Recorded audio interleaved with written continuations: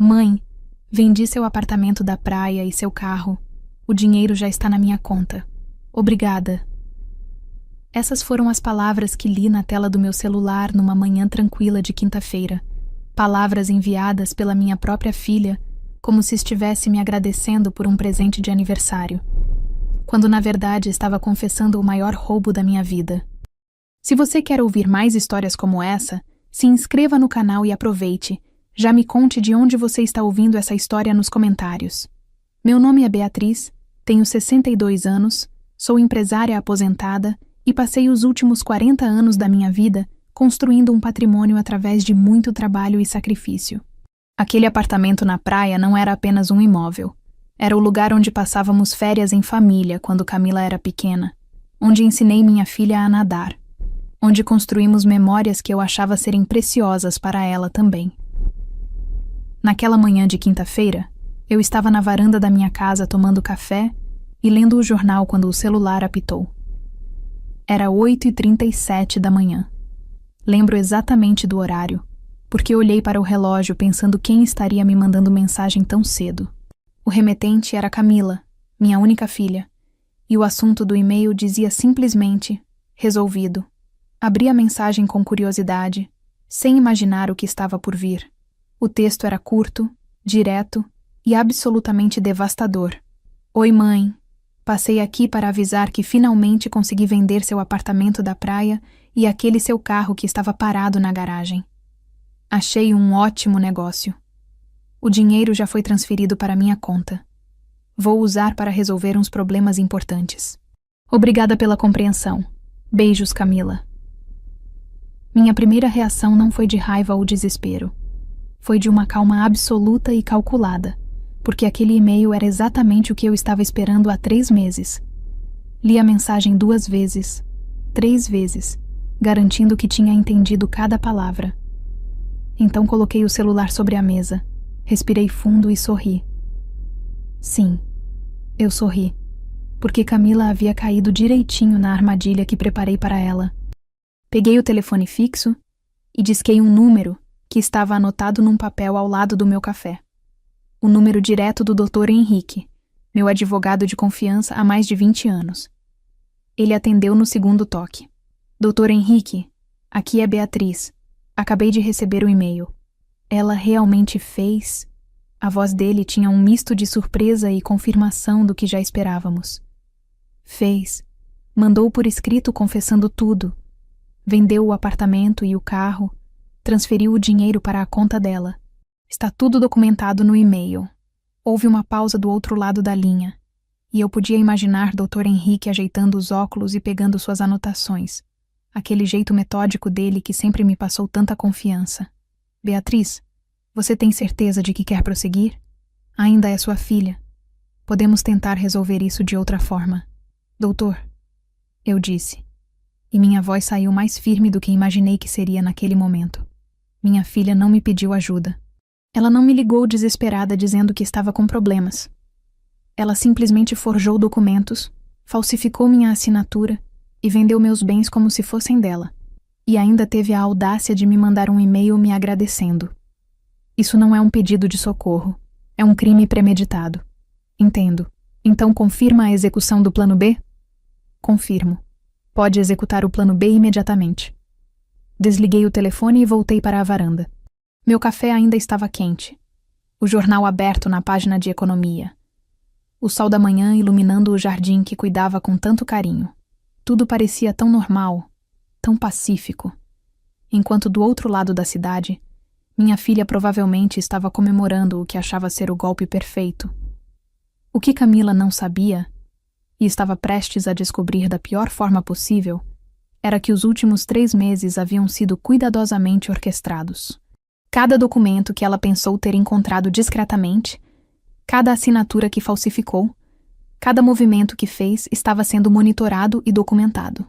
Peguei meu celular novamente e reli o e-mail de Camila. O dinheiro já está na minha conta. Ela estava tão confiante, tão certa de que havia me enganado perfeitamente. Olhei para o relógio.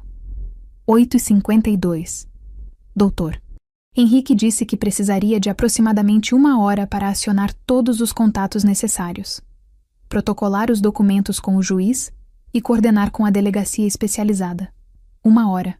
Em apenas 1 hora, a vida de Camila mudaria completamente, e ela descobriria que a mãe, ingênua, que pensou poder roubar, era, na verdade, alguém que sempre esteve 10 passos à frente. Tomei mais um gole do meu café e esperei. Esperei com o coração partido, mas com a consciência tranquila de quem estava fazendo a coisa certa, mesmo que fosse a coisa mais dolorosa que já tive que fazer na vida. 3 meses antes daquele e-mail fatídico, minha vida ainda era relativamente tranquila. Era uma tarde de terça-feira quando tudo mudou.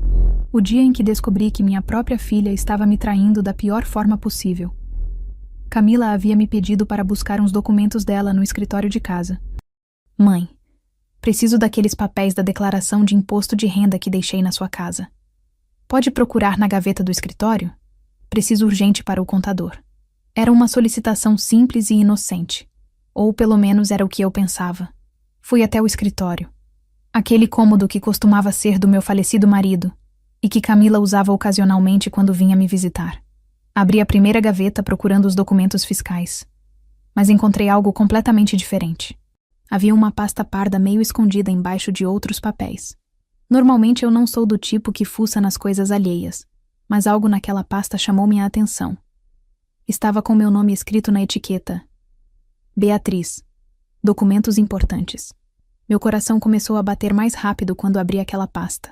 Dentro havia cópias da escritura do meu apartamento da praia, documentos do meu carro e, o pior de tudo, várias folhas com tentativas de imitar minha assinatura. Eram dezenas delas, como se alguém estivesse praticando, treinando para falsificar perfeitamente minha letra. Senti minhas pernas fraquejarem. Sentei na cadeira do escritório segurando aqueles papéis com as mãos trêmulas. Minha filha estava planejando me roubar. Não havia outra explicação. Aquilo não era um mal-entendido ou coincidência. Era premeditação clara e evidente. Havia também anotações com valores.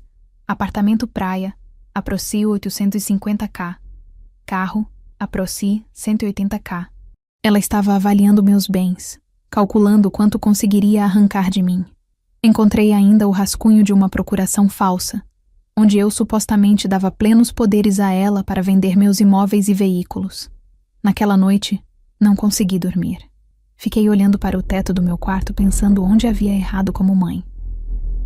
Criei Camila sozinha depois que meu marido faleceu quando ela tinha apenas 12 anos. Dei tudo do bom e do melhor. Escola particular, faculdade. Ajudei a comprar seu primeiro apartamento. Estava sempre presente quando ela precisava. E agora descobria que essa mesma filha que jurei proteger e amar incondicionalmente estava planejando me roubar na calada da noite como uma criminosa comum. Na manhã seguinte, liguei para o Dr. Henrique. Nós nos conhecíamos desde que meu marido era vivo. Ele havia cuidado de todos os nossos assuntos legais por mais de 20 anos. Se havia alguém em quem eu confiava plenamente, era ele. Dr. Henrique, preciso conversar com o senhor sobre um assunto delicado. Pode ser hoje? 2 horas depois, eu estava no escritório dele. Uma sala elegante repleta de livros jurídicos e diplomas nas paredes. Coloquei a pasta sobre a mesa dele e contei tudo. Ele examinou cada documento em silêncio, sua expressão ficando cada vez mais séria. Quando terminou, tirou os óculos e me olhou nos olhos. Beatriz, isso é gravíssimo. Falsificação de documento, tentativa de estelionato. São crimes que podem dar cadeia. Você quer que eu entre com uma ação contra sua filha? Não, respondi, e vi a surpresa no rosto dele. Ainda não. Eu preciso ter certeza absoluta de que ela realmente vai fazer isso. Preciso flagrá-la no ato, entende? Se eu acuso agora com apenas esses rascunhos, ela pode dizer que era só curiosidade, que estava praticando assinaturas por qualquer motivo bobo. Doutor. Henrique pensou por um momento e depois assentiu lentamente. Você quer armar uma armadilha? Exatamente. Quero que ela se entregue completamente. Foi assim que nasceu o plano B. Passamos as próximas horas elaborando cada detalhe. Eu voltaria para casa e deixaria propositalmente os documentos originais do apartamento e do carro num lugar discreto, mais acessível. instalaria câmeras escondidas no escritório para documentar qualquer tentativa de falsificação. Doutor. Henrique prepararia toda a documentação legal necessária para agir rapidamente quando chegasse a hora. Mas, Beatriz, ele me alertou. Uma vez que isso começar, não tem volta. Se ela realmente cometer o crime e você acionar a justiça, sua filha pode ir presa. Tem certeza de que quer isso? Olhei para aquelas folhas com as tentativas de falsificar minha assinatura e senti meu coração endurecer. Doutor, se minha filha está disposta a me roubar e deixar sem nada, então ela precisa aprender que ações têm consequências. Mesmo que doa em mim mais do que nela. Nos 3 meses seguintes, interpretei o papel de mãe ingênua à perfeição. Deixei os documentos onde Camila pudesse encontrá-los. Fingi não notar quando ela aparecia em casa com desculpas esfarrapadas para usar o escritório. As câmeras escondidas registraram cada visita, cada documento fotografado, cada papel falsificado. E, finalmente, naquela manhã de quinta-feira, recebi o e-mail que confirmava tudo. Minha filha não era apenas capaz de planejar me roubar. Ela tinha coragem de executar o plano até o fim. Depois que desliguei o telefone com o Dr. Henrique, os ponteiros do relógio pareciam se mover em câmera lenta. Cada minuto era uma eternidade enquanto eu esperava as engrenagens da justiça começarem a girar contra minha própria filha. Dr. Henrique não perdeu tempo. Assim que confirmei a execução do plano B, ele acionou imediatamente todos os contatos que havíamos preparado nos últimos 3 meses. O primeiro telefonema foi para o delegado Martins, da Delegacia Especializada em Crimes Financeiros, um homem sério e competente que já estava esperando nossa ligação. Delegado, aqui é Henrique Albuquerque.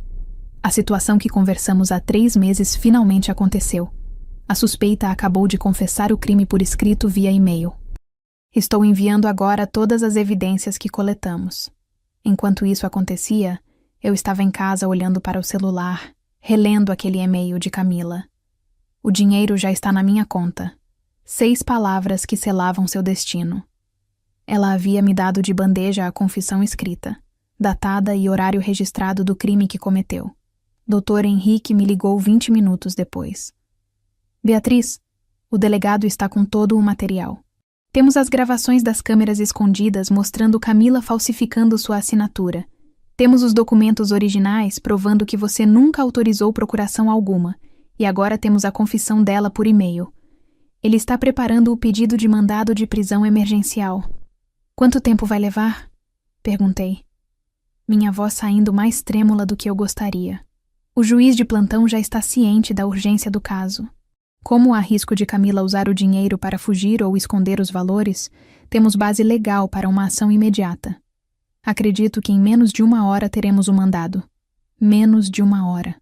Minha filha tinha menos de 1 hora de liberdade restando, e nem sabia disso. Dr. Henrique continuou me atualizando a cada passo. Às 9h15, o juiz Rodrigo Sampaio analisou todo o material. As filmagens mostrando Camila no meu escritório fotografando documentos às escondidas, as dezenas de folhas com tentativas de imitar minha assinatura, os rastros bancários mostrando a transferência fraudulenta que acabara de acontecer e o e-mail confessional. O juiz ficou chocado com o nível de premeditação, Dr. Henrique me contou. Ele disse que raramente vê um caso tão bem documentado e com provas tão contundentes. Está expedindo não apenas o mandado de prisão, mas também de busca e apreensão na residência dela e ordem de bloqueio de todas as contas bancárias. Às 9h33, o delegado Martins reuniu sua equipe. Não seria uma operação grande. Afinal, estávamos falando de uma mulher de 35 anos sem histórico criminal, não de uma quadrilha perigosa. Mas havia protocolos a seguir. Mandado de prisão em mãos, equipe preparada, viaturas posicionadas. Dona Beatriz, a voz do doutor. Henrique soou grave ao telefone. O delegado quer confirmar mais uma vez. A senhora tem certeza absoluta de que quer prosseguir? Uma vez que as viaturas chegarem na casa de Camila, não haverá mais volta. Ela será presa em flagrante por estelionato, falsificação de documento público e uso de documento falso. São crimes graves. Fechei os olhos e vi o rosto da minha filha quando era pequena, aquela garotinha de tranças que corria pelo jardim rindo. Vi também a adolescente rebelde mais amada, a jovem adulta que me abraçou chorando no funeral do pai. E finalmente vi as folhas com minha assinatura falsificada, o e-mail cínico me agradecendo pelo roubo. Doutor, minha filha não me roubou num impulso. Ela planejou isso por meses, falsificou documentos oficiais, cometeu crimes graves e ainda teve a frieza de me mandar um e-mail debochado. Se eu deixar passar, estarei dizendo que está tudo bem roubar a própria mãe. Pode confirmar ao delegado. Quero que prossigam. Às 9h47, as viaturas saíram da delegacia em direção ao bairro nobre onde Camila morava com o marido Rafael. Eram 2 viaturas discretas. Não havia necessidade de alarde.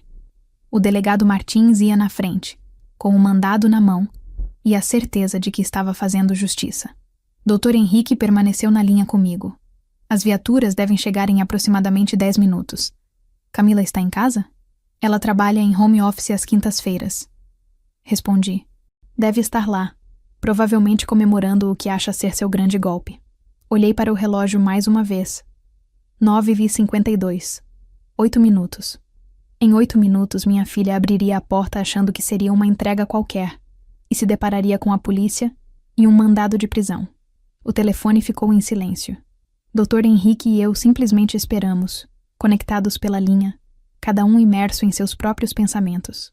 Eu pensava em como havia chegado àquele ponto, em todas as decisões que tomei como mãe, me perguntando se poderia ter feito algo diferente. Mas no fundo, eu sabia a verdade. Camila havia feito suas escolhas, e agora precisaria enfrentar as consequências delas. Às 10h02 da manhã, exatamente 1h25 depois daquele e-mail fatídico, as 2 viaturas discretas da Delegacia Especializada em Crimes Financeiros estacionaram em frente ao portão da mansão de Camila e Rafael. Era uma casa imponente num condomínio fechado de luxo, com jardins bem cuidados e uma garagem para 3 carros. O delegado Martins desceu da viatura com um mandado de prisão e busca e apreensão em mãos. 2 investigadores o acompanhavam, e outros 2 policiais posicionaram-se estrategicamente na parte de trás da propriedade, medida de precaução padrão caso alguém tentasse fugir. Prontos? Perguntou o delegado à sua equipe. Todos confirmaram com um aceno de cabeça. Enquanto isso, dentro da casa, Camila estava sentada no sofá da sala com seu notebook no colo, conferindo pela 10ª vez o extrato bancário que mostrava a transferência de R$1.030.000, o valor que havia conseguido com as vendas fraudulentas do apartamento da praia e do carro da mãe. Rafael, ela chamou para o marido que estava no andar de cima. O dinheiro já está disponível. Já posso fazer a transferência para aquela conta offshore que você preparou. Rafael desceu as escadas correndo, com um sorriso largo no rosto. Sério? Já liberou tudo? Caramba, Camila, você é demais. Sua mãe nem desconfiou de nada? Mandei até um e-mail agradecendo. Camila riu cinicamente. Ela deve estar em casa achando que foi um mal-entendido ou sei lá. Quando perceber o que aconteceu, já estaremos com o dinheiro bem guardado e sem como rastrear. Foi exatamente nesse momento que a campainha tocou. Um toque longo e firme, seguido de batidas fortes na porta. Deve ser a encomenda que pedi, disse Camila, levantando-se do sofá, ainda com um sorriso no rosto. Finalmente chegou. Ela atravessou a sala ampla com passos leves, ainda pensando em como seria bom pagar todas as dívidas de Rafael com os agiotas e ainda sobrar dinheiro para investir. Talvez até comprassem aquele carro importado que estavam namorando há meses. Camila abriu a porta com um sorriso no rosto, esperando ver um entregador com um pacote. Mas o sorriso congelou instantaneamente quando seus olhos focaram no homem à sua frente. Um delegado de meia idade, com expressão séria, segurando uma carteira de identificação policial aberta e um documento oficial. Camila Ferreira Costa? A voz do delegado Martins era firme e profissional. Sim, sou eu. Ela gaguejou, o sangue fugindo do rosto. Atrás do delegado, ela viu os 2 investigadores e as viaturas estacionadas na rua. Sou o delegado Martins, da Delegacia Especializada em Crimes Financeiros. Tenho aqui um mandado de prisão e busca e apreensão expedido pelo juiz Rodrigo Sampaio contra a senhora. A senhora está presa pelos crimes de estelionato, falsificação de documento público e uso de documento falso. As pernas de Camila fraquejaram. Ela segurou no batente da porta, tentando processar o que estava ouvindo. O quê? Há algum engano? Eu não... Não há engano, senhora. Temos todas as provas necessárias, incluindo o e-mail confessional que enviou à sua mãe há pouco mais de 1 hora confessando ter vendido os bens dela ilegalmente. O mundo de Camila desmoronou naquele exato segundo. O e-mail. Ela havia mandado um e-mail confessando tudo. Como pôde ser tão estúpida? Rafael! Ela gritou, virando-se para dentro da casa. Rafael, me ajuda! Mas Rafael, que estava na sala e ouviu toda a conversa, teve uma reação completamente diferente. Em vez de ir ajudar a esposa, ele correu em direção aos fundos da casa. Seu instinto de sobrevivência gritava para fugir, escapar antes que fosse tarde demais. Ele atravessou a cozinha em disparada, abriu a porta dos fundos que dava para o jardim e pulou os 3 degraus da varanda. Seu plano era pular o muro lateral e desaparecer pelo condomínio. Mas o que Rafael não sabia era que o delegado Martins havia posicionado policiais exatamente para essa possibilidade. Parado! Polícia! Gritou o investigador Silva, aparecendo de trás da piscina com a arma em punho. Rafael tentou mudar de direção, mas outro policial já estava bloqueando o caminho lateral. Em questão de segundos, foi imobilizado, suas mãos puxadas para trás e algemadas com firmeza. Rafael Costa, você está detido como cúmplice nos crimes de estelionato e falsificação de documentos. De volta à porta da frente, Camila assistia a tudo em choque absoluto. Suas pernas cederam, e ela teve que se apoiar no batente para não cair. O delegado Martins fez um gesto e a investigadora Ana se aproximou com as algemas. Senhora Camila, a senhora tem direito de permanecer em silêncio. Tudo o que disser poderá ser usado contra a senhora. Tem direito a um advogado. Se não puder pagar o Estado fornecerá um defensor público. Não, isso não pode estar acontecendo. Camila murmurava enquanto sentia o metal frio das algemas sendo fechado em seus pulsos. Foi minha mãe? Foi ela que armou isso? O delegado não respondeu.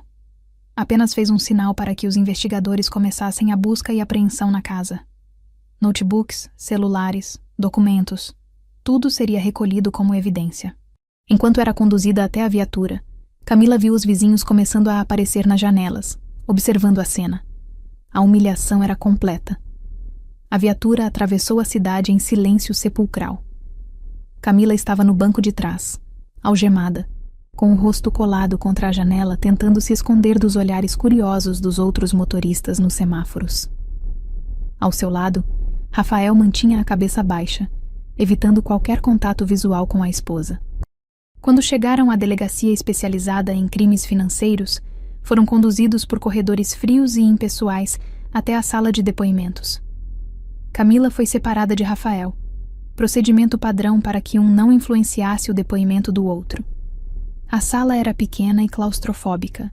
Uma mesa de metal, 3 cadeiras, uma câmera no canto superior gravando tudo e um ar-condicionado antigo fazendo barulho.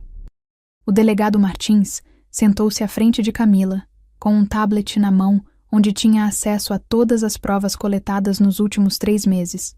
Senhora Camila, vou ser direto com a senhora. Temos provas mais que suficientes para condená-la. Filmagens, documentos, rastros bancários e sua própria confissão por escrito. Ele girou o tablet mostrando o e-mail que ela havia enviado para Beatriz. Mas preciso que a senhora me conte com suas palavras. Por que fez isso com sua própria mãe? Camila olhou para o e-mail na tela e sentiu as lágrimas começarem a descer. Toda a confiança cínica que tinha horas atrás havia evaporado completamente. Agora, ela era apenas uma mulher de 35 anos algemada, enfrentando a possibilidade real de ir para a prisão. Eu precisava do dinheiro. Sua voz saiu embargada. Para quê? Pela nossa investigação, a senhora tem um bom emprego, mora numa casa de luxo. As dívidas! Explodiu Camila, as comportas finalmente se rompendo. As malditas dívidas do Rafael. Ele devia mais de 500 mil reais para agiotas, delegado. Agiotas que apareciam na nossa porta ameaçando quebrar as pernas dele, que ligavam no meio da noite dizendo que iam matar a gente se não pagássemos. O delegado Martins fez anotações enquanto ela falava. Dívidas de quê? Jogo. Rafael tem um problema sério com jogo. Apostas esportivas online, cassinos clandestinos, pôquer. Ele perdeu tudo o que tínhamos e mais o que não tínhamos. Pegou dinheiro emprestado com pessoas perigosas prometendo que pagaria, mas só se afundou mais. E por que não pediu ajuda à sua mãe? Por que escolheu roubar em vez de pedir? Essa pergunta atingiu Camila como um soco no estômago. Ela sabia a resposta, mas admiti-la em voz alta tornava tudo ainda mais real, ainda mais vergonhoso. Porque eu tenho orgulho demais, ela confessou, as lágrimas caindo livremente agora. Minha mãe sempre me deu tudo. Ela criou sozinha depois que meu pai morreu, trabalhou em 2 empregos para me dar boa educação, me ajudou a comprar meu primeiro apartamento. E eu sempre quis provar que podia me virar sozinha, que não precisava mais dela. Então decidiu roubar dela? Eu achei que ela nem ia perceber direito. O apartamento da praia fica vazio quase o ano todo. O carro estava parado na garagem há meses. Eu me convenci de que estava apenas pegando emprestado, bens que ela não usava. O delegado balançou a cabeça. A senhora falsificou a assinatura dela por meses. Isso não é pegar emprestado. Isso é crime premeditado. Camila enterrou o rosto nas mãos algemadas, soluçando. Eu sei. Mas os agiotas estavam apertando cada vez mais. Rafael estava com medo de sair de casa. Eles disseram que se não pagássemos até o final do mês, iriam fazer algo terrível. Eu entrei em pânico. E o e-mail? Por que mandou aquele e-mail para sua mãe confessando tudo? Porque... Camila deu uma risada amarga no meio das lágrimas. Porque eu realmente achei que tinha conseguido enganá-la perfeitamente. Achei que ela era ingênua demais para perceber. Que eu tinha sido esperta demais. Quis esfregar na cara dela, mostrar que eu tinha conseguido. Foi nesse momento que o delegado Martins mostrou outra coisa no tablet. As gravações das câmeras escondidas no escritório de Beatriz. Camila viu a si mesma entrando furtivamente no cômodo, fotografando documentos, praticando a assinatura da mãe. Tudo isso foi armado, Camila. Sua mãe descobriu o que você estava planejando há 3 meses. Ela deliberadamente deixou os documentos onde você pudesse encontrar. Instalou câmeras. Preparou toda uma operação com advogado e justiça para pegar você em flagrante. O choque no rosto de Camila foi absoluto. O quê? Não, minha mãe não... Ela não faria isso. Fez. E está em casa agora, sabendo que você foi presa. Foi ela quem forneceu todas as provas que temos contra você.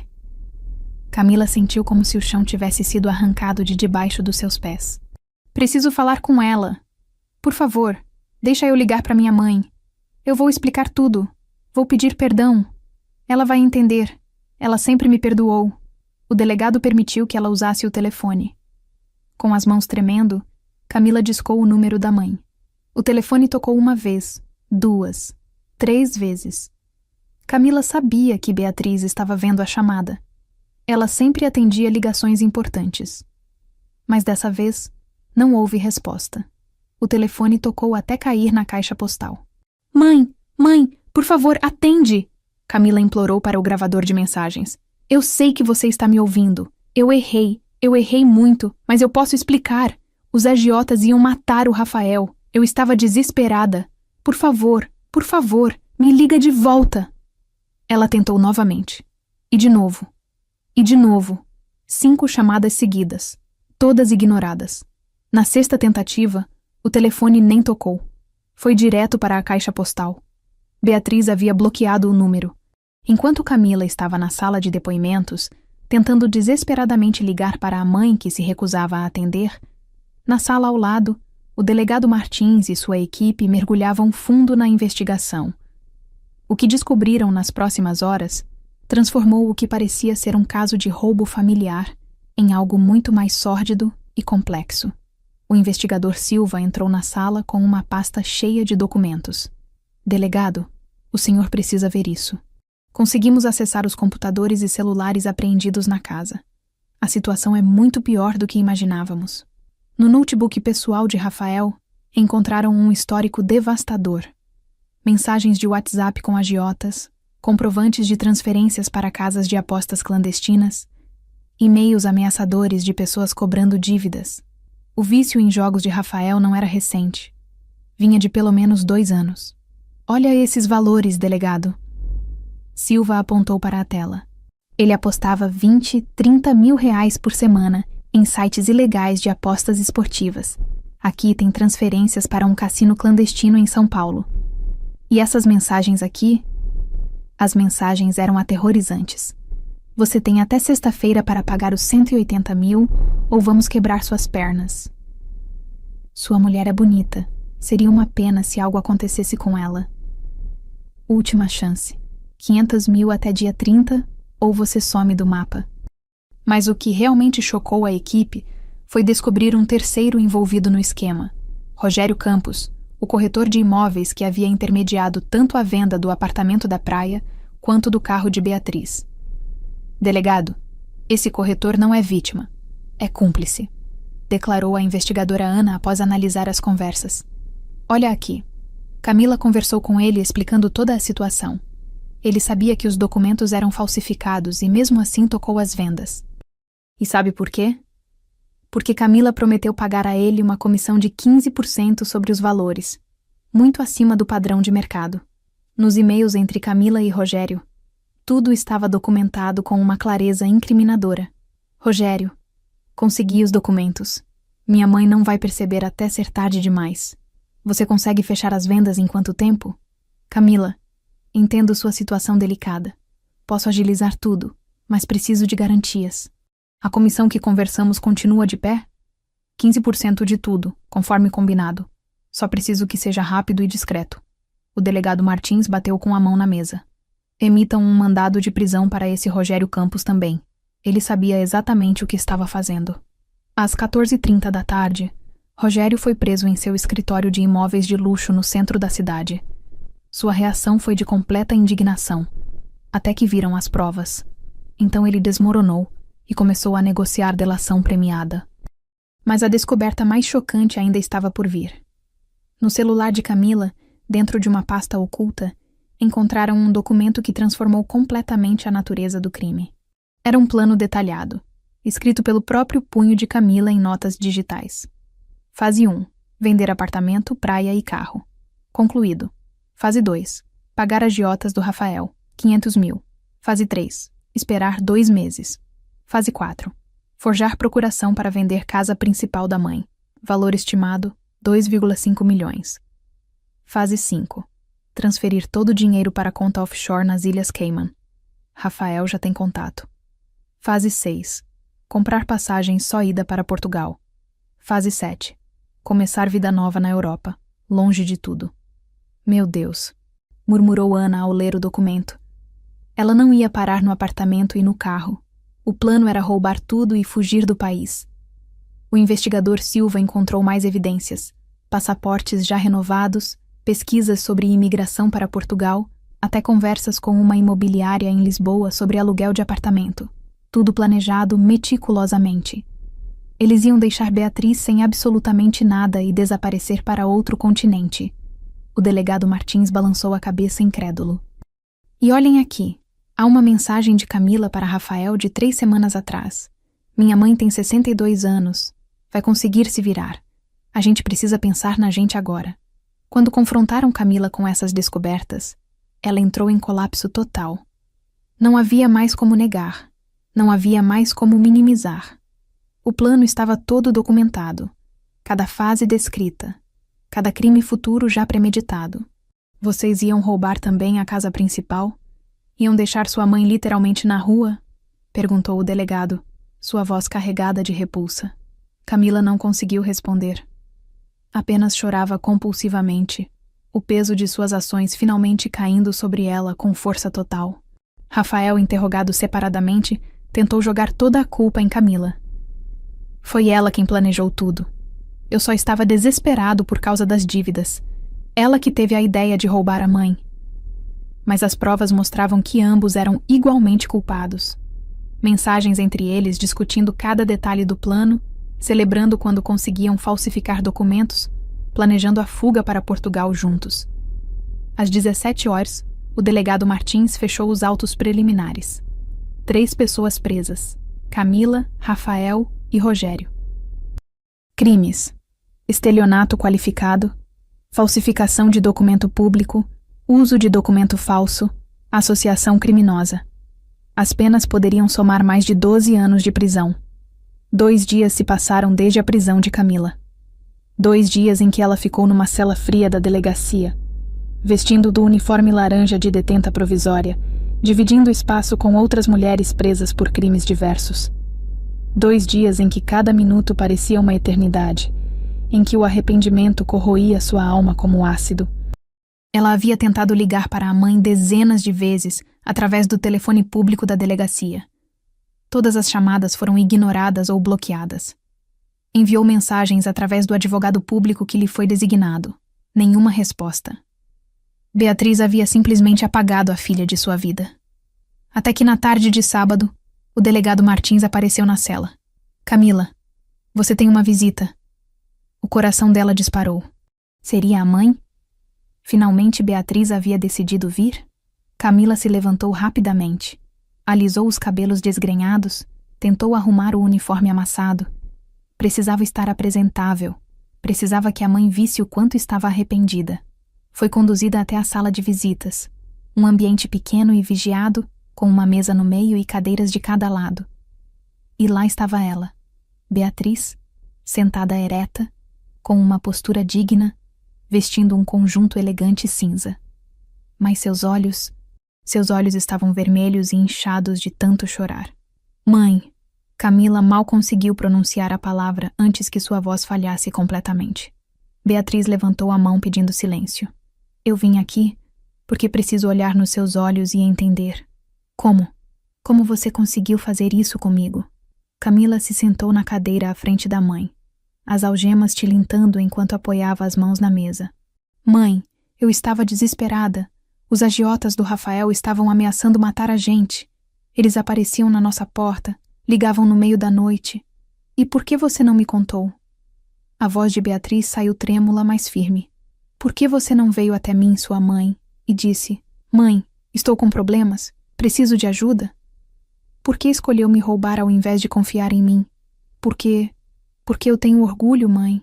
Porque eu sempre quis provar que conseguia me virar sozinha, que não era mais aquela menina que dependia de você para tudo. Beatriz deu uma risada amarga. Orgulho? Você chama de orgulho forjar minha assinatura por meses? Planejar me roubar até minha casa principal? Fugir para Portugal e me deixar sem nada? Camila empalideceu. Você sabe sobre Portugal? Eu sei de tudo, Camila. A polícia encontrou todo o seu plano. Fase 1, fase 2, fase 3, até a fase 7, onde vocês comprariam passagens só de ida e desapareceriam da minha vida para sempre. As lágrimas começaram a descer pelo rosto de Beatriz. Você ia me deixar sem teto, sem dinheiro, sem nada. Aos 62 anos de idade, sua própria mãe. Eu não ia conseguir fazer isso. Eu sei que parece horrível no papel, mas quando chegasse a hora da casa, eu não ia ter coragem. Não ia ter coragem? Beatriz se inclinou para a frente, sua voz ganhando intensidade. Você teve coragem de me mandar aquele e-mail debochado me agradecendo. Você teve coragem de me olhar nos olhos durante 3 meses enquanto falsificava minha assinatura às escondidas. Você teve coragem de planejar me abandonar em outro continente. Não me diga que não teria coragem. Camila enterrou o rosto nas mãos algemadas e soluçou. Eu errei, mãe. Eu errei muito. Mas eu estava apavorada. Rafael devia 500 mil reais para pessoas perigosas. Eu não sabia o que fazer. Você sabia exatamente o que fazer. Me pedir ajuda. Mas você escolheu um criminoso viciado em jogos ao invés da sua própria mãe. Beatriz bateu a mão na mesa, fazendo Camila pular de susto. Você destruiu 35 anos de confiança, de amor, de dedicação que tive por você. E por quê? Por um homem que te afundou em dívidas. Mãe, eu te amo. Eu sempre te amei. Foi um erro terrível, mas eu ainda sou sua filha. Você é minha filha biologicamente, respondeu Beatriz. E suas palavras saíram como gelo. Mas a Camila que eu criei, que eu amei, que eu sacrifiquei minha vida inteira para dar tudo do melhor, essa Camila morreu no dia em que decidiu me roubar. O silêncio que se seguiu foi ensurdecedor. Camila chorava compulsivamente, os soluços ecoando pela sala pequena. Beatriz mantinha os olhos fixos na filha, lágrimas silenciosas descendo por seu rosto. Mãe, me dá uma segunda chance. Por favor. Eu vou pagar tudo. Vou fazer terapia. Vou me divorciar do Rafael. Vou fazer o que você quiser. Mas por favor, não me abandona. Beatriz se levantou lentamente da cadeira. Camila, você fez suas escolhas. Escolheu roubar ao invés de pedir ajuda. Escolheu mentir ao invés de confiar. Escolheu um criminoso ao invés da sua mãe. Agora vai ter que viver com as consequências dessas escolhas. Mãe, não vá embora. Por favor. Mas Beatriz já estava caminhando em direção à porta. Antes de sair, virou-se uma última vez. Eu te dei a vida. Te criei. Te amei incondicionalmente. Você retribuiu tentando me destruir. Não há perdão para isso, Camila. Não desta vez.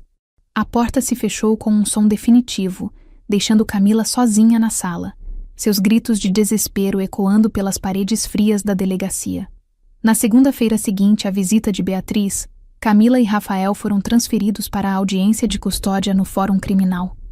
Era o momento em que a juíza decidiria se eles permaneceriam presos ou se poderiam responder ao processo em liberdade. A sala de audiências era intimidadora. Paredes cinzas, o brasão da República pendurado atrás da bancada da juíza. Bancos de madeira rangendo sempre que alguém se movimentava.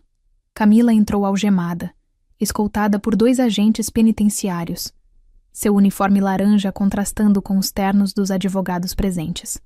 A doutora Mariana Tavares, juíza responsável pelo caso, era uma mulher de aproximadamente 50 anos, de postura séria e olhar penetrante. Ela havia passado o fim de semana estudando meticulosamente todos os autos do processo, as filmagens, os documentos falsificados, o plano detalhado encontrado no celular de Camila, as conversas com o corretor cúmplice. Senhor promotor, pode apresentar suas alegações, solicitou a juíza.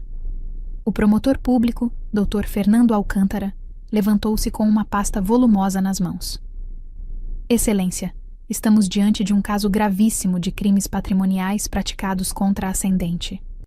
A ré Camila Ferreira Costa, juntamente com seu marido Rafael Costa e o corretor Rogério Campos, orquestraram um esquema fraudulento de proporções alarmantes. Ele começou a detalhar cada crime.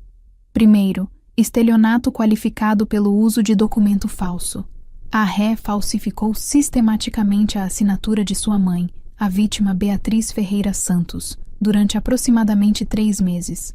Temos filmagens que comprovam isso de forma inequívoca. Camila abaixou a cabeça, incapaz de encarar o promotor. Segundo, falsificação de documento público. A ré forjou uma procuração pública dando a si mesma poderes para vender os bens da vítima. Isso não é um crime simples, Excelência. É um ataque direto à fé pública. Terceiro, uso de documento falso. A ré utilizou essa procuração forjada para efetivamente concretizar a venda fraudulenta de um apartamento avaliado em R$850 mil e um veículo avaliado em R$180 mil. O promotor fez uma pausa dramática. Mas o mais grave, Excelência, é que isso era apenas o começo. Apreendemos no celular da ré um plano detalhado em 7 fases. O objetivo final era roubar também a residência principal da vítima, no valor de R$2,5 milhões, transferir todo o dinheiro para a conta offshore e fugir do país para Portugal. A juíza folheou os documentos, sua expressão ficando cada vez mais severa. A defesa gostaria de se manifestar? O advogado público designado para Camila se levantou nervosamente. Era um jovem recém-formado, claramente inexperiente para um caso desse porte. Excelência, minha cliente reconhece os erros cometidos e está profundamente arrependida. Ela agiu sob coação psicológica devido às ameaças de agiotas contra seu marido.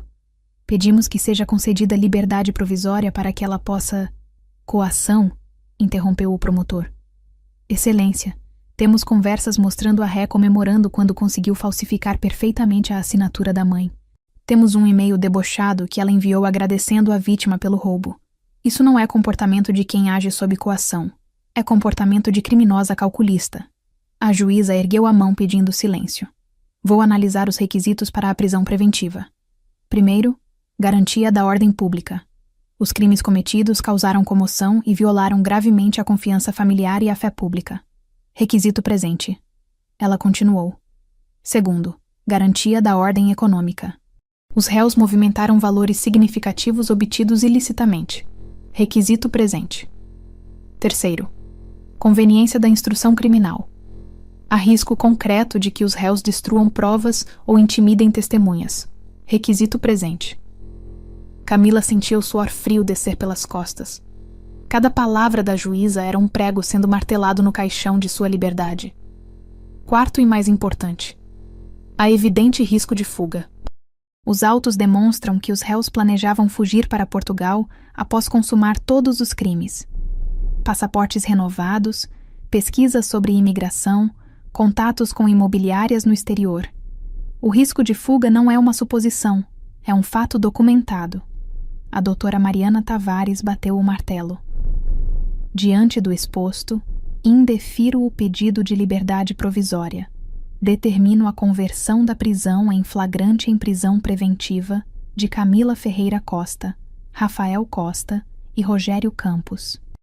Os réus permanecerão custodiados até o julgamento final. Não!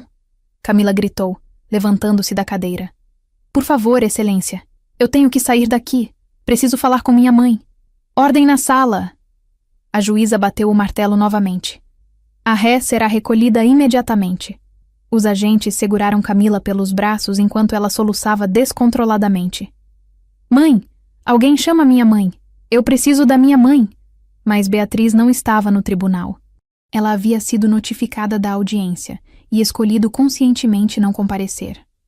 Sua ausência era uma mensagem clara. Camila estava sozinha agora. O promotor finalizou. Excelência, a denúncia formal será apresentada nos próximos dias. Baseado na gravidade e na quantidade de crimes, estimamos que as penas, se somadas, podem chegar a 8 a 10 anos de reclusão em regime inicialmente fechado para cada réu. Camila foi retirada da sala aos gritos, sendo levada de volta para a cela que seria sua casa pelos próximos meses, talvez anos. Enquanto Camila e Rafael aguardavam o julgamento final na prisão, do outro lado da cidade, Dr. Henrique trabalhava incansavelmente para desfazer o estrago causado pelas vendas fraudulentas. Ele sabia que tempo era essencial. Quanto mais rápido agissem, menores seriam as complicações legais. Na manhã seguinte à audiência de custódia, Dr. Henrique estava no escritório às 7 da manhã, cercado por pilhas de documentos. Sua estratégia era clara: entrar com ações de nulidade das vendas, baseadas em 3 argumentos irrefutáveis. Beatriz, ele ligou para sua cliente. Vou protocolar hoje mesmo as ações de anulação. Temos tudo a nosso favor. Provas de falsificação, prisão dos criminosos e o fato de que você nunca assinou nenhuma procuração. A primeira ação foi contra a venda do apartamento da praia. O imóvel havia sido vendido para um casal de aposentados, Sr. Antônio e Sra. Marta, que haviam pago R$850 mil, achando estar fazendo um negócio legítimo. Quando o Dr. Henrique os contatou explicando a situação, eles ficaram devastados.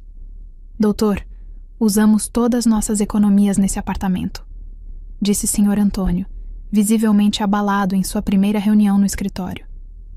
Como vamos recuperar nosso dinheiro? O senhor e sua esposa são vítimas também, explicou o Dr. Henrique com paciência. Vamos entrar com ação para bloquear todos os bens que Camila e Rafael possuem. A mansão onde moravam vale aproximadamente R$3 milhões. Está hipotecada, mas ainda há patrimônio líquido suficiente. Além disso, o juiz já bloqueou as contas bancárias onde está o dinheiro da venda. A segunda ação foi referente ao carro, vendido para um empresário chamado Marcelo por R$180 mil. A situação dele era mais simples, pois o veículo ainda nem havia sido transferido oficialmente. Estava em período de transição documental. Dr. Henrique trabalhou com precisão cirúrgica. Em 72 horas, conseguiu audiências emergenciais com 2 juízes diferentes, um para cada transação. Apresentou todas as provas: as filmagens das câmeras escondidas, os documentos falsificados, a prisão em flagrante, a confissão de Camila. Excelência, argumentou na primeira audiência, estamos diante de um caso clássico de venda por quem não é proprietário. Minha cliente Beatriz jamais outorgou procuração à sua filha. A assinatura foi falsificada, conforme atestam 3 peritos grafotécnicos que já analisaram o documento. A venda é absolutamente nula de pleno direito. O juiz analisou os documentos e não teve dúvidas. A nulidade é evidente. Declaro nulas as vendas realizadas. Os imóveis e veículos retornam imediatamente ao patrimônio da senhora Beatriz Ferreira Santos. Mas isso criava um problema. O que fazer com os compradores de boa-fé que haviam pago pelos bens? Foi aí que Dr. Henrique demonstrou toda a sua experiência. Excelência, requeiro que seja determinado o arresto e posterior leilão dos bens pertencentes aos réus Camila e Rafael Costa. O produto do leilão será usado para ressarcir integralmente os compradores lesados. A mansão de Camila e Rafael foi avaliada em 3,2 milhões de reais. Mesmo descontando a hipoteca de 1,8 milhão que ainda havia sobre o imóvel, sobravam 1,4 milhão de patrimônio líquido. Somado aos valores bloqueados nas contas bancárias, o 1,03 milhão do roubo e outros bens menores, 2 carros, joias e investimentos, havia patrimônio suficiente para ressarcir todos os prejudicados. 3 semanas após o início das ações, Dr. Henrique ligou para Beatriz com boas notícias. Beatriz, conseguimos. O apartamento da praia está de volta em seu nome. O carro também. E os compradores serão integralmente ressarcidos com os bens dos criminosos. Você não perdeu 1 centavo. Beatriz sentiu um alívio imenso, mas era um alívio amargo. Sim, havia recuperado seus bens. Sim, a justiça estava sendo feita, mas o preço emocional era incalculável. Ela havia perdido sua filha, não para a morte, mas para a prisão e para a traição. Doutor, e Camila? Ela ficou sem nada? A mansão será leiloada. O dinheiro que ela roubou foi devolvido aos compradores legítimos. Ela e Rafael vão sair da prisão, quando saírem, sem absolutamente nada. Vão ter que recomeçar do zero, com ficha criminal e reputação destruída. Naquela tarde, Beatriz foi até o cartório acompanhada de Dr. Henrique para assinar os documentos finais que revertiam tudo ao status anterior. Segurou a escritura do apartamento da praia, aquele lugar cheio de memórias felizes que quase havia perdido, e sentiu lágrimas descerem. Ela destruiu nossa família por dinheiro, murmurou Beatriz. E no final, perdeu tudo mesmo assim. Dr. Henrique colocou a mão no ombro da cliente. A justiça foi feita, Beatriz. Seus bens estão seguros. Agora resta o julgamento. 6 meses se passaram desde aquela manhã fatídica em que Beatriz recebeu o e-mail de Camila confessando o roubo. 6 meses em que a vida de todos os envolvidos mudou drasticamente. Camila e Rafael permaneceram presos durante todo esse período, aguardando o dia do julgamento final que finalmente chegou. Era uma manhã fria de junho quando o Tribunal de Justiça abriu suas portas para o julgamento mais aguardado do semestre. A sala estava lotada, jornalistas, curiosos, estudantes de direito.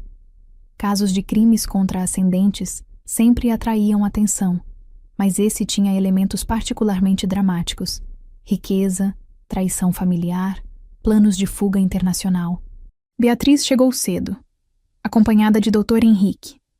Ela havia emagrecido visivelmente nos últimos meses. As noites em claro, a angústia de ter uma filha presa, o peso da decisão que tomou, tudo isso cobrou seu preço. Mas ela estava ali, firme, porque precisava ver a justiça sendo feita até o fim. Você tem certeza de que quer assistir? Perguntou o Dr. Henrique enquanto subiam as escadas do tribunal. Não é obrigatório. Você pode esperar o veredito em casa. Não, respondeu Beatriz com voz determinada. Eu comecei isso. Vou ver até o final. Às 9h em ponto, O juiz-presidente do tribunal entrou na sala. Era o Dr. Augusto Mendonça, magistrado respeitado com 30 anos de carreira, conhecido por suas sentenças equilibradas, mas firmes. Todos se levantaram em respeito. Declaro aberta a sessão de julgamento do processo número 00457822-2024. Réus: Camila Ferreira Costa, Rafael Costa e Rogério Campos. Crimes: estelionato qualificado, falsificação de documento público, uso de documento falso e associação criminosa. Camila entrou na sala algemada, escoltada por agentes penitenciários. 6 meses de prisão haviam transformado completamente sua aparência. O cabelo, antes sempre impecável, estava preso num rabo de cavalo simples. O rosto, magro e pálido. Os olhos, fundos e sem vida. Ela varreu a sala com o olhar até encontrar a mãe sentada nas primeiras fileiras. Seus olhos se encontraram por um breve momento. Camila tentou esboçar algo. Talvez um pedido de desculpas silencioso. Talvez apenas reconhecimento. Mas Beatriz desviou o olhar imediatamente, recusando-se a dar à filha até mesmo esse pequeno consolo. Rafael entrou logo em seguida, também visivelmente abatido. O corretor Rogério veio por último, tremendo visivelmente. Ele havia negociado delação premiada, e sua pena já estava definida em 2 anos em regime semiaberto. O promotor doutor Fernando Alcântara abriu as alegações finais com força. Excelências, senhores jurados, estamos diante de um caso que choca pela frieza e premeditação. Não foi um crime passional, não foi um ato impulsivo, foi um plano meticulosamente elaborado durante meses para roubar uma mãe e deixá-la na miséria. Ele apresentou novamente todas as provas. As filmagens, os documentos falsificados, o plano em 7 fases, as conversas sobre fuga para Portugal.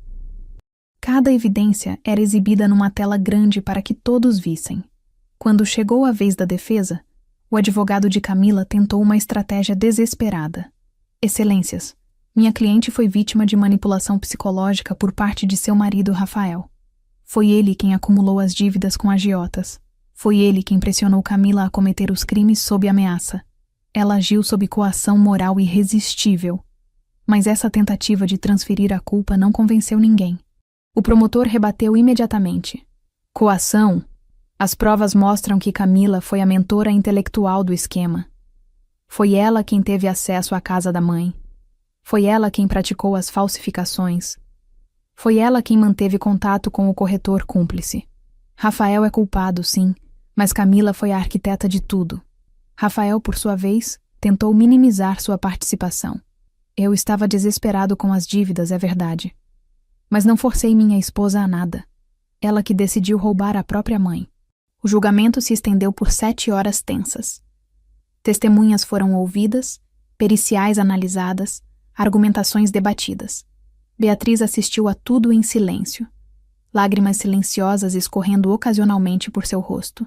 Finalmente, às 17h30, o juiz Dr. Augusto Mendonça bateu o martelo para dar a sentença. Analisando todas as provas, depoimentos e circunstâncias do caso, este tribunal chegou às seguintes conclusões. A ré Camila Ferreira Costa foi, indubitavelmente, a mentora intelectual dos crimes. Ela tinha acesso privilegiado aos documentos da vítima por ser sua filha. Ela praticou as falsificações. Ela planejou não apenas roubar o apartamento e carro, mas também a residência principal e fugir do país. Camila fechou os olhos, sabendo o que viria a seguir. Portanto, condeno Camila Ferreira Costa a 5 anos e 8 meses de reclusão em regime inicialmente fechado pelos crimes de estelionato qualificado, falsificação de documento e associação criminosa. Um murmúrio percorreu a sala. 5 anos e 8 meses. O réu Rafael Costa, como cúmplice e beneficiário direto dos crimes, é condenado a 6 anos de reclusão em regime inicialmente fechado. Beatriz fechou os olhos, deixando as lágrimas descerem livremente. Era o que ela queria: justiça. Mas doía infinitamente mais do que ela imaginara. 1 semana após o julgamento, Beatriz pediu autorização para fazer uma última visita a Camila na penitenciária.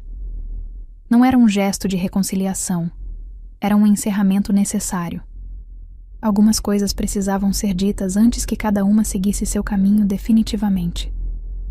A penitenciária feminina ficava nos arredores da cidade, um prédio cinza cercado por muros altos e arame farpado. Beatriz passou pelos detectores de metal, teve sua bolsa revistada e foi conduzida até a sala de visitas. Um ambiente amplo com várias mesas espalhadas, todas ocupadas por familiares conversando com detentas. Camila apareceu usando o uniforme caqui da penitenciária, os cabelos mais curtos do que antes. Quando viu a mãe, seus olhos se encheram de lágrimas imediatamente. Ela praticamente correu até a mesa onde Beatriz estava sentada. "Mãe, você veio?" Sua voz saiu embargada. Beatriz gesticulou para que ela se sentasse. Não houve abraço, não houve toque. Apenas duas mulheres sentadas frente a frente, separadas por uma mesa de plástico e por uma traição que jamais poderia ser completamente curada. "Vim para que algumas coisas fiquem claras entre nós", começou Beatriz, sua voz controlada, mas firme. "Você vai passar os próximos 5 anos e 8 meses aqui. Com bom comportamento, talvez saia em 4 anos. Mas quero que entenda uma coisa. Não haverá perdão enquanto você não pagar sua dívida com a justiça." "Mãe, eu já pedi desculpas 1000 vezes. Desculpas são palavras, Camila. Você me traiu da pior forma possível. Planejou me deixar sem teto, sem dinheiro, sem dignidade. E fez tudo isso friamente, calculadamente, durante meses. Não foi um erro. Foi uma série de escolhas conscientes e cruéis." Camila baixou a cabeça, as lágrimas pingando na mesa. "Eu estava desesperada com as dívidas do Rafael. E onde está o Rafael agora?" Beatriz inclinou-se para a frente. "Ele está na ala masculina desta mesma prisão, correto? Ele te visita? Demonstra algum arrependimento?" Camila balançou a cabeça negativamente. Ele mandou pedir o divórcio na semana passada. Disse que cada um precisa cuidar da própria vida agora." "É claro que pediu", respondeu Beatriz sem surpresa na voz. "Porque homens assim não assumem responsabilidade. Ele te arrastou para o fundo do poço com as dívidas dele, te incentivou a roubar sua própria mãe e agora te abandona quando as coisas ficaram difíceis. E você escolheu ele ao invés de mim. Eu sei que fiz a escolha errada." Beatriz respirou fundo antes de continuar. "Vim aqui também para te informar sobre outra decisão que tomei. Fui ao cartório semana passada e revisei completamente meu testamento." Camila levantou o olhar, uma pontinha de esperança surgindo em seus olhos. "No testamento antigo, você era minha única herdeira. Receberia o apartamento da praia, a casa principal, os investimentos, tudo. Agora mudei completamente. Deixei 50% do meu patrimônio para o Instituto de Apoio a Idosos Abandonados, 30% para uma ONG que ajuda mulheres vítimas de violência doméstica e 20% para uma fundação de combate ao vício em jogos." O impacto dessas palavras foi visível no rosto de Camila. "Mãe, você está me deserdando. Estou fazendo com meu patrimônio o que deveria ter sido feito desde o início. Ajudando pessoas que realmente precisam, não filhas ingratas que tentam roubar a própria mãe. Quando eu morrer, você não receberá 1 centavo sequer. Mas eu sou sua filha. Sua única filha. Você é minha filha biologicamente." Beatriz ecoou as mesmas palavras que havia dito meses antes. "Mas o laço de confiança, respeito e amor que nos unia foi destruído por você. E diferente de bens materiais, esse laço não pode ser simplesmente restaurado com uma sentença judicial." Camila enterrou o rosto nas mãos, soluçando. "O que eu faço agora, mãe? Quando eu sair daqui em alguns anos, vou ter ficha criminal, reputação destruída, sem dinheiro, sem nada. Você faz exatamente o que milhões de pessoas fazem todos os dias. Recomeça do zero. Arruma um emprego honesto, reconstrói sua vida com dignidade, aprende com seus erros." Beatriz se levantou da cadeira, sinalizando que a conversa estava terminando. "E quem sabe, se você realmente mudar, se mostrar através de anos de ações, não palavras, que se tornou uma pessoa diferente, talvez um dia eu considere te perdoar." "Quanto tempo? Quanto tempo até você me perdoar?" Beatriz olhou nos olhos da filha pela última vez. Não sei se esse dia chegará, Camila. Mas uma coisa eu aprendi com tudo isso. Amor de mãe não significa aceitar ser roubada, traída e humilhada. Amor verdadeiro também inclui deixar as pessoas enfrentarem as consequências de suas ações. Ela começou a se afastar, mas Camila a chamou. Mãe, eu realmente te amo. Sempre amei. Beatriz parou, mas não se virou. Se você realmente me amasse, Camila, nunca teria feito o que fez. Amor não rouba. Amor não trai. Amor não planeja destruir. E com essas palavras finais, Beatriz saiu da sala de visitas sem olhar para trás. Nos meses seguintes, a vida de Beatriz lentamente voltou a encontrar alguma normalidade. Ela se dedicou às instituições de caridade que agora receberiam sua herança, encontrando propósito em ajudar pessoas que realmente precisavam. Fez terapia para processar a dor da traição. Viajou para o apartamento da praia, aquele lugar cheio de memórias, e chorou todas as lágrimas que precisava chorar. E lentamente, muito lentamente, aprendeu uma lição dolorosa, mas necessária. Às vezes, proteger a si mesma significa se afastar de quem amamos. E que justiça, por mais dolorosa que seja, é preferível à cumplicidade com o crime. Camila, por sua vez, tinha pela frente anos de prisão para refletir sobre suas escolhas. Talvez ela realmente mudasse. Talvez não. Mas uma coisa era certa. Ela aprendeu da forma mais difícil possível que ganância destrói famílias e que algumas traições não podem ser desfeitas com simples pedidos de desculpas.